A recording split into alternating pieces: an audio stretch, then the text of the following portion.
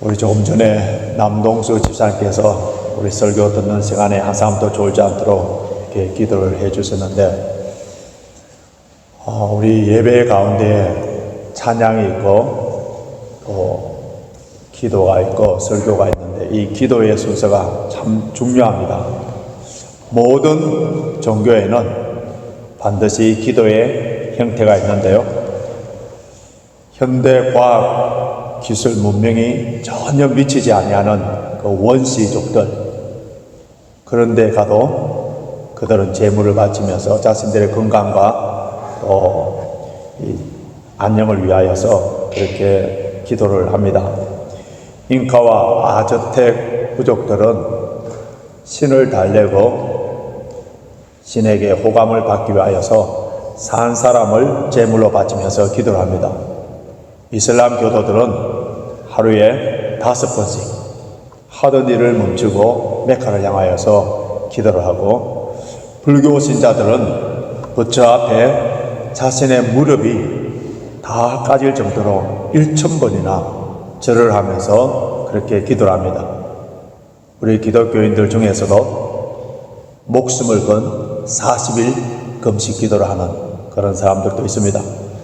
우리 인간들은 불완전한 존재, 한치 앞을 내다볼 수 없는 그런 연약한 존재이기 때문에 미래에 무슨 일이 일어날지 모르니까 두려워서 절대자를 의지하고자 하는 종교적인 그런 본능이 있습니다. 모든 인간들은 하나님의 형상대로 지음받았기 때문에 하나님을 찾고자 하는 그런 본성들이 있어요. 지금 우크라이나나 이스라엘에 지금 전쟁이 있는데, 전쟁의 참호 속에는 무신론자가 하나도 없다라는 말이 있듯이, 죽음 앞에 우리 인간들은 절대자를 의지할 수밖에 없는 실존주의적인 그러한 존재라는 것을 알 수 있습니다. 우리 그리스도인들이 우상이나 귀신, 아무런 응답이 없는 그런 존재들을 향하여서 기도하지 않고 온 우주 만물을 창조하시고 인간의 생사화복을 주장하시는 살아계신 하나님을 우리 아버지라고 부르면서 기도할 수 있다는 것이, 여러분, 이것이 얼마나 큰 은혜고 얼마나 큰 특권인가를 알게 되면은 기도하는 순간에 감사할 수밖에 없습니다. 또 우리 기도를 통하여서 하나님의 성품을 닮아가고, 기도를 통하여서 우리에게는 불가능하지만은 하나님의 전능하심을 체험하고 기적을 체험할 수 있기 때문에, 그래서 우리 신앙생활에 있어서 기도는 아무리 강조해도 매일매일 기도하라는 그런 잔소리 같은 책망을 들어도 부족할 정도로, 전혀 지나치지 않을 정도로 기도가 그만큼 중요한 거예요. 내 자신의 신앙의 수준이 어떠한가를 알려고 하면은 내 기도의 수준을 보면 합니다. 여러분, 신앙생활이 뭐예요? 하나님과 나와의 올바른 관계, 이웃과의 올바른 관계. 그리고 이런 올바른 관계를 무엇을 통하여서 맺을 수가 있습니까? 기도를 통하여서 맺어질 수 있기 때문에, 그래서 기도가 너무 중요한 거예요. 2023년도 흔히들 연말이 되면 다사다난했던 한 해, 이렇게 하지 않습니까? 이제 일주일 남았는데요, 원래 여러분들의 기도 생활은 어떠했습니까? 이번 주 화요일부터 2주간 동안 우리 교회에 특별 새벽 기도회를 하는데요, 한 해를 마무리하면서 회개할 것, 그 죄를 갖고 다음 해로 넘어가는 것이 아니라 철저하게 회개하고 감사할 것을 감사하고, 내년도에 하나님의 인도하심과 보호하심과 복을 받기 위해서 우리는 엎드려서 기도하는 특별한 시간들이잖아요. 한국 같으면은 연초에 3일 정도 기도원에 올라가서 금식하면서 기도를 하는 성도들이 많습니다만, 영국에서는 그런 장소가 없기 때문에 2주 동안에 우리 교회에서 기도하는 시간을 가지는데요. 여러분, 기도하는 것보다 더 바쁜 일이 없어요. 기도하는 것보다 더 중요한 것이 없고 더 가치 있는 일이 없습니다. 여러분, 내년도에 잘 준비하기 위해서 여러 가지 계획을 세울 때에 가장 지혜로운 준비 방법이 뭔지 아세요? 엎드려서 기도하는 겁니다. 내년도에 하나님께서 나에게 베풀어줄, 우리 교회에 베풀어줄 그 은혜를 생각하면서 하나님 아버지 앞에 엎드려 기도하는 것, 이것이 너무너무 중요한 것. 그래서 이번 특세에 부어주실 하나님의 은혜와 복을 생각하면서 기대하면서 우리 모든 성도들이 믿음으로 참여해 주시길 바랍니다. 오늘 우리에게 주어진 이 본문을 통하여서 기도에 관해서 몇 가지 중요한 교훈을 함께 받기를 원하는데요. 진짜 우리는 기도를 부탁할 줄 알아야 됩니다. 기도를 부탁할 줄 알아야 돼요. 자, 오늘 본문 30절 보십시오. 30절 같이 있습니다. 시작. 형제들아, 내가 우리 주 예수 그리스도로 말미암고 성령의 사랑으로 말미암아 너희를 권하노니 너희 기도에 나의 힘을 같이하여 나를 위하여 하나님께 빌어. 사도 바울은 로마 교회 성도들에게 특별히 부탁하는 거예요. 나를 위하여 기도해다오. 사도 바울이 어떤 사람입니까? 성령 충만한 사람이에요. 죽었던 사람을 살렸던 사람이에요. 그가 갖고 있는 손수건 앞치마를 통해서도 환자들이 낫는 그러한 역사가 일어날 거예요. 귀신들이 물러가는 그러한 일들이 있었습니다. 능력의 사람이에요. 신령한 사람이에요. 하나님의 많은 성령의 은사를 가진 사람이에요. 하나님께 크게 쓰임받은 주의 종이었습니다. 그런데 그가 교회들에게 편지 쓸 때마다 그냥 형식적으로, 상투적으로 나를 위해서 기도해다오가 아니고 이렇게 성도들이 기도를 할 때에 하나님의 놀라운 역사가 일어나는 것을 자신이 경험했기 때문에, 그래서 교회들마다 기도해달라고 부탁을 하는 거예요. 때로는 우리가 하나님 앞에 독대하며 겸손하게 엎드려야 될 때도 있습니다만, 그러나 급하고 중요한 기도의 제목이 있으면 합심해서 기도해야 돼요. 예수님께서 겟세마네 동산에서 이제 십자가를 지시고 죽음을 앞둔 그 순간에 제자들에게 자, 우리가 가서 함께 기도하자, 함께 기도하기를 원하실 거예요. 또 주님께서는 두세 사람이 주의 이름으로 기도할 때에 주님께서 들어주신다고 약속을 했습니다. 우리에게 많은 성도들이 뭐 그렇게 많지 않지 않습니까? 구역별로 나눠져 있는데 구역 식구들끼리, 우리 성도들끼리 정말 친하냐? 다른 사람들을 신뢰하면서 정말 우리가 사랑 안에서 한 형제 자매냐? 뭐를 통해서 알 수 있는지 아세요? 내가 내놓은 기도 제목을 통해서 알 수 있습니다. 정말 기도의 능력을 알고 그 사람이 나를 위하여서 기도해 주신 것을 믿는다면 나의 상처들, 아픔들, 자녀들을 향한 것, 배우자에 관한 것들, 이런 것들을 기도 제목으로 다 내놓아.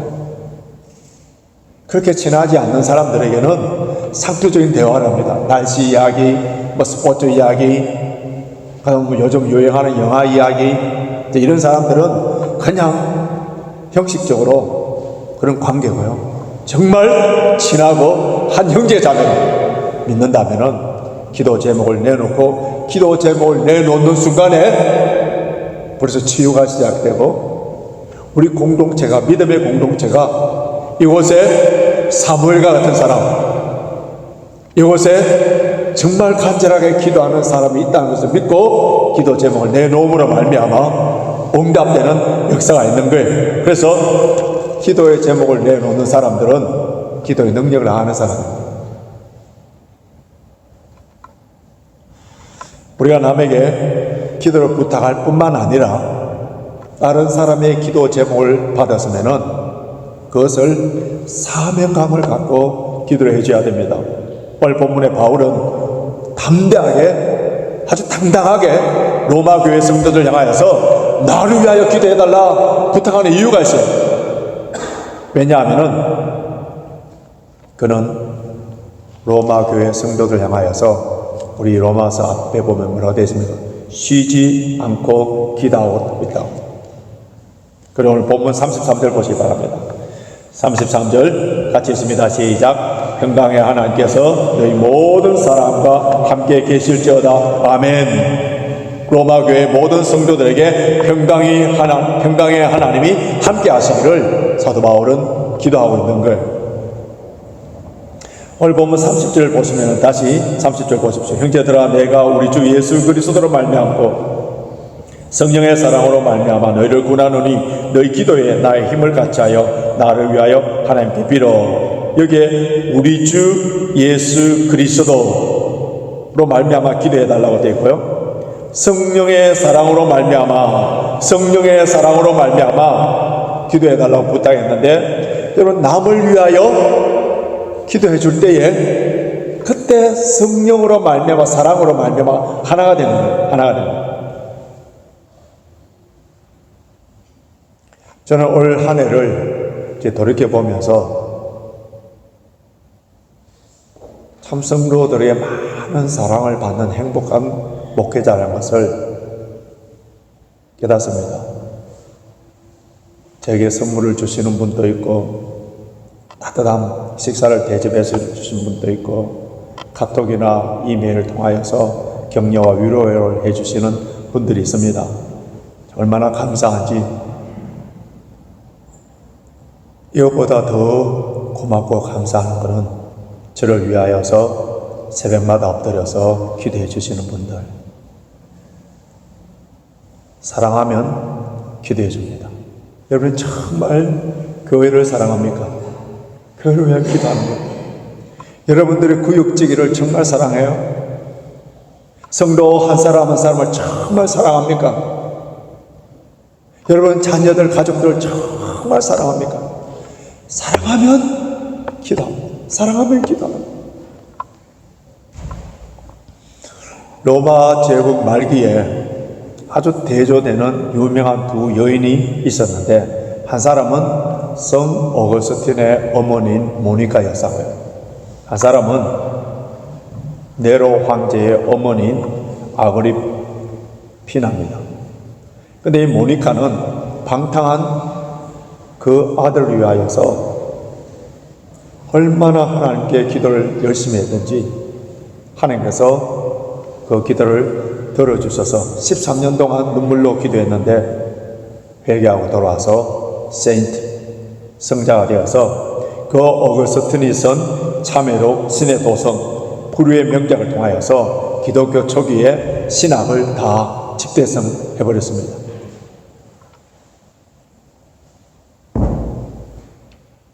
이러한 그가 위대한 인물로 태어나게 된 것은 그의 어머니의 기도예요. 그의 어머니가 눈물로 13년 동안 기도했습니다. 위대한 인물들, 하나님께 크게 쓰임받은 인물들 보면은 그 배후에는 한결같이 어머니의 눈물들이 있습니다. 어머니의 기도들. 그에 반해서 네로 황제의 어머니 아그리피나도 역시 아들을 무척 사랑했어요. 얼마나 사랑했든지 그 아들을 빨리 황제로 세우기 위해서 그 아버지를 죽여버립니다. 남편을 암살해버려요. 드디어 아들을 황제에 앉혔지만은 그로 인해서 무슨 일이 생겼는지 아세요? 그 네로는 그 어머니를 암살해버려요. 아그리피나가 자식을 사랑한 결과 폭군과 아주 잔혹한 사람을 만들었는데요. 자, 자식을 사랑한 모니카와 아그리파는 똑같습니다. 그런데 진리 안에서 기도로 말미암아 사랑했던 그 모니카에게는 위대한 인물이, 하나님의 선한 도구가 되는 그러한 사람이 나타나지만은 자신의 욕망 성취를 위하여서 사랑한 그 아그리피나 자식도 망하고 자신도 망해버린 거예요. 모니카는 그 당시에 주교였던 암브로스가 눈물로 기도하는 그 어머니의 자녀는 망하는 법이 없습니다. 그 말씀을 붙잡고 주님, 내 자식을 위하여 눈물을 흘리겠습니다. 눈물을 흘리겠습니다. 그리고 우리 교회를 위하여서 우리 교회 주일 학생들, 치유함을 받아야 되는 우리 자녀들, 우리 자녀들을 위하여서 얼마나 눈물을 흘리면서 다윗처럼 주여 내 눈물을 주의 병에 담으소서.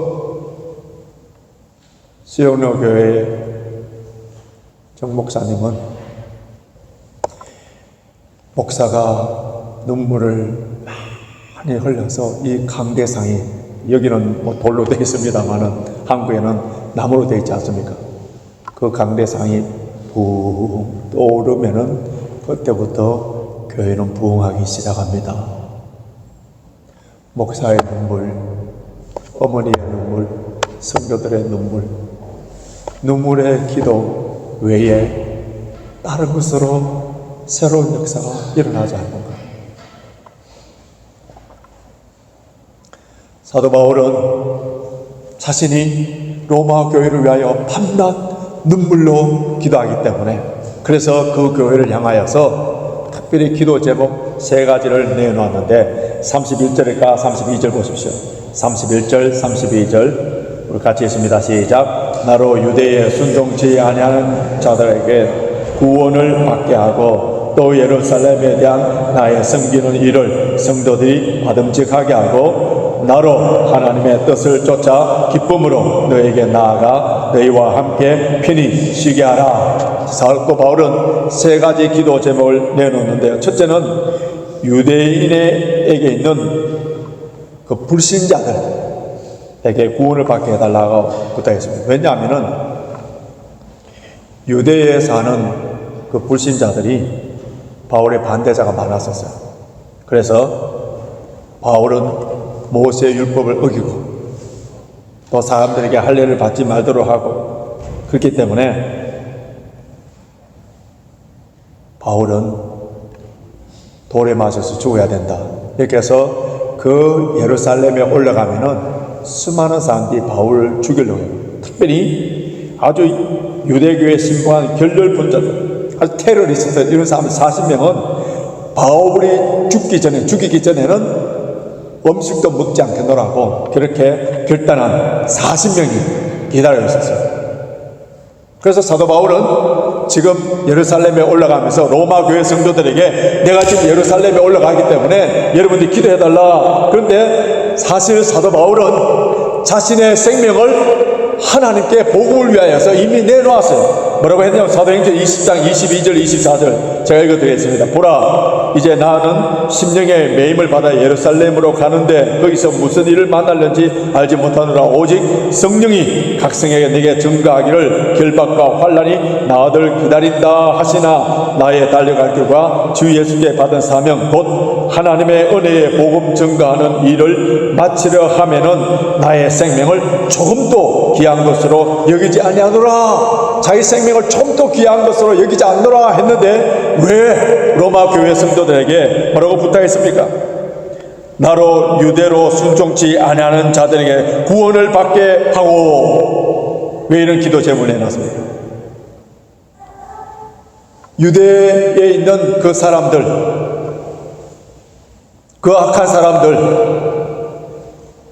오해를 하고 잘못된 판단으로 바울이 당하지도 않아야 될 그런 고난과 죽음을 숙명론적으로 받아들일 필요는 없었던 거예요. 이 기도는, 로마 교회에 부탁했던 이 기도는 하나님께서 들어주셔서 어떻게 됩니까? 예루살렘에 올라가셔서 그때에 바울이 체포가 됩니다. 그래서 병사들의 보호를 받기 때문에 테러리스트들, 그 죽이려고 하는 이 사람들에게 보호를 받는 그런 일들이 생길 거예요. 둘째는 자기가 갖고 가는 그 헌금이 예루살렘 교회 성도들이 잘 받을 수 있게 해달라고 기도했습니다. 좀 이상하지 않습니까? 우리가 이번 수요일 날 우리 사우스 홀에 홈레스 하는 그 사람들에게 선물을 전해주고 바퍼 사역을 하는데 그들이 잘 받게 해달라고. 당연히 잘 받죠, 그들은. 근데 왜 사도 바울은 이렇게 기도 부탁하느냐 하면은, 유대교를 신봉하는 그리스도인들 가운데 이방 사람들이 믿는 그를 인정하지 못하는 거예요. 그들은 할례도 받지 않고 율법도 어기는 그 사람들이 예수를 믿는다고 해서 그 사람들의 헌금을 우리가 유대 예루살렘 교회에서 받아준다면은 그 사람 교회를 인정하기 때문에 우리는 받을 수 없다, 이런 사람들이 있었던 거예요. 그래서 사도 바울은 이 문제가 받느냐 안 받느냐의 단순한 문제가 아니고 예루살렘 교회와 이방 교회가 예수 그리스도 안에서 하나가 되어야 되는데 여기에 받지 않는다면, 그 교회를 인정하지 않기 때문에 큰 담이 분쟁이 생기는 거예요. 그래서 사도 바울은 로마 교회 성도들을 향하여서 자기가 갖고 가는 이방 사람들이, 이방 교회가 구제 헌금을 낸 그 헌금을 잘 받게 해달라고 기도를 했습니다. 기도를 부탁합니다. 그런데 사도행전 21장 17절에서 20절 보면은 이런 말이 나옵니다. 예루살렘에 이르니 형제들이 우리를 기꺼이 영접하거늘 그 이튿날 바울이 우리와 함께 야고보에서 들어가니 장로들이 있더라. 바울이 문안하고 하나님이 자기의 봉사로 말미암아 이방인 가운데 하신 일을 낱낱이 보아하니 저희가 듣고 하나님께 영광을 돌리고. 이 구절을 볼 때에 예루살렘 교회가 이방인들의 헌금을 잘 받아들인 거예요. 그러니까 이방인 교회나 예루살렘 교회나 주 안에서 보험 안에서 다 하나라는, 이것이 로마 교회 성도들의 기도를 말미암아 응답된 거예요. 세 번째는 바울이 하나님의 뜻을 따라서 자신이 로마 교회 성도들을 방문할 때 그들과 함께 교제하며 격려와 위로를 받을 수 있도록 기도해달라, 그렇게 합니다. 이 기도는 하나님께서 아주 기발한 방법, 제수의 몸으로 결국은 로마를 가게 되어서 그 여러 가지 환난과 어려움 가운데서 하나님의 특별한 보호 속에서 로마로 가게 되는 것. 자, 바울의 이 기도 부탁과 응답을 보면서 우리에게 주는 귀한 교훈이 있습니다.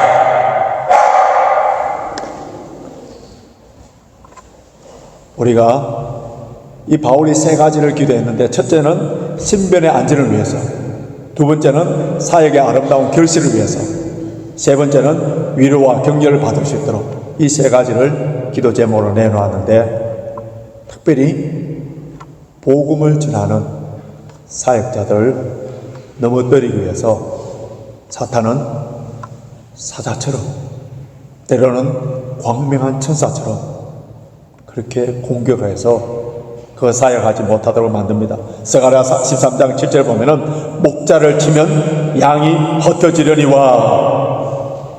오늘날 한국 교회에, 수많은 한국 교회에 양들이 흩어지고 분쟁되고 나누어지는 그런 많은 일들 가운데 그게 중심에 서 있는 분, 목자를 치니까, 목자가 어떤 스캔들이나 어떤 문제에서 넘어지니까 교회가 목사 편, 반대편 이렇게 나누어져서 분쟁하고 나누어지는 일들이 얼마나 많습니까? 목자를 친다는 거예요. 선교 현장에서도 그렇게 열심히 선교를 하시는 아름다운 사역의 일들을 이루어 가는데 그 선교사님의 아내를, 자녀들을 침으로 말미암아 그 선교를 내려놓는 그런 일들을 우리가 보지 않습니까? 그래서 미우나 고우나 주의 종들로 세워졌다면, 선교사로 세워졌다면 우리는 기도를 해줘야 됩니다.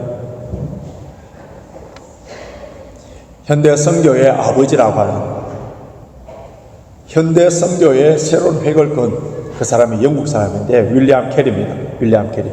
그런데 윌리엄 캐리의 바이올로지, 바이오그래피, 이 전기를 쓴 사람이 어떻게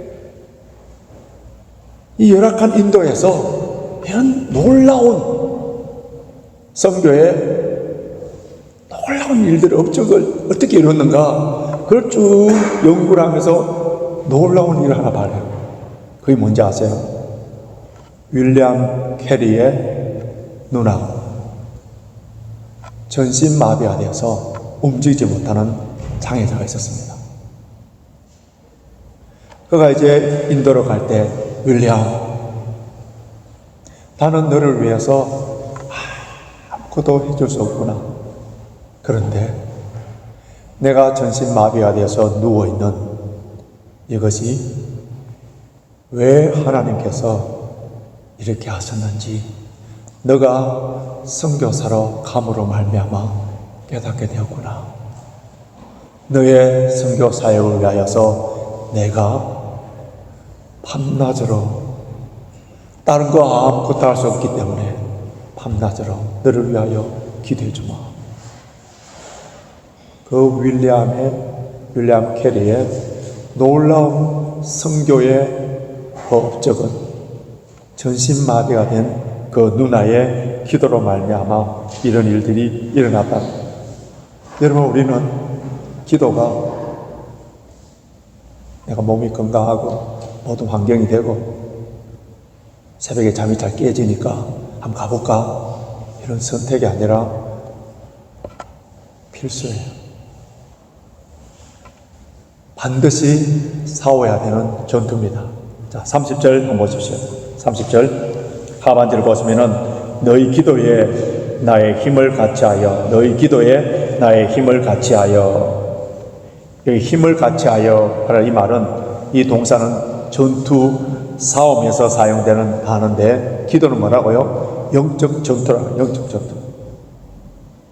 왜 사도 바울이 이 기도를 싸움으로 표현했냐면은, 우리가 구약에 보면은 모세의 팔이 내려오면은 아말렉이 이기는 거예요. 모세의 팔이 올라가면은 여호수아가 이기는 거예요. 저와 여러분들의, 우리 부모들의, 교회 리더들의, 우리 구역지기들의 팔이 내려오면은 다 지는 거예요. 아무리 사랑을 베풀고 아무리 같이 밥을 사주고 여러 가지를 해준다 하더라도 기도의 팔이 내려와 버리면 영적 전투에서 지는 건 우리 자녀들도 마찬가지예요. 부모들이, 특별히 어머니들이 기도의 팔이 내려와 버리고 기도의 무릎을 꿇지 않는다면 그 자녀들은 마귀에게 맡기는 겁니다. 누가 뭐라 하든 간에 우리 자녀는 이제 마귀에게, 세상에 맡깁니다. 나는 포기입니다. 이거 똑같아요. 그런데도 여러분 기도하시지 않겠습니까? 자녀들이 세상에서 출세하고 아무리 돈을 잘 벌고 좋은 배우자를 만나서 결혼한다 하더라도 부모의 기도가 없으면은 결국은 망하고요. 지금 어거스틴처럼 방황하고 헤맨다 하더라도 13년 동안 눈물로 무릎 꿇고 기도할 때 놀라운 역사가 일어나는 것이 바로 기도의 힘이에요. 그리고 기도는 어떻게 보면 복싱으로 이렇게 비유를 하는데, 복싱 선수들 한번 보십시오.